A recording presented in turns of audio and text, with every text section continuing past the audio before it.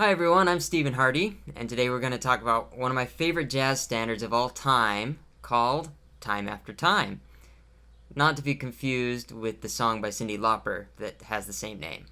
The Time After Time that we're going to talk about is by Jules Styne and had lyrics written by Sammy Cahn. At the time, they were both writing songs for Frank Sinatra, and so naturally, Frank Sinatra was the first one to sing this song. He recorded it for the first time in 1946, and then was featured again the following year in the film It Happened in Brooklyn, along with Kathryn Grayson, so it became a pretty popular song. To learn this tune, like with any tune, I would start with the oldest recording available, and in this case, I would make sure to check out the 1946 version of Frank Sinatra singing it.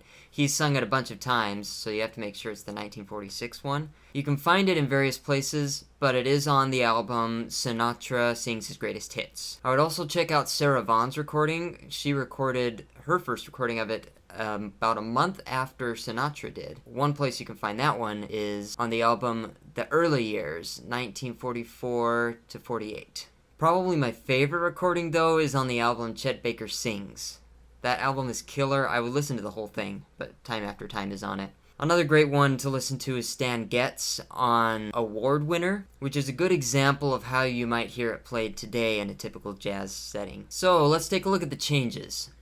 Usually this tune is played in C major, and it might look a little scary at first with all the chords, but it's a lot simpler once you realize that a lot of those chords are just variations on C major. So if you simplify it that way, you realize it's not too scary looking. The form is a 32-bar ABAC, which means that there's 4 sections that are 8 bars long each, and the second and fourth sections are different from each other, but the first and the third are basically the same. My favorite part of this tune is probably in the A section when we have these chords at the start, which are all part of C major basically.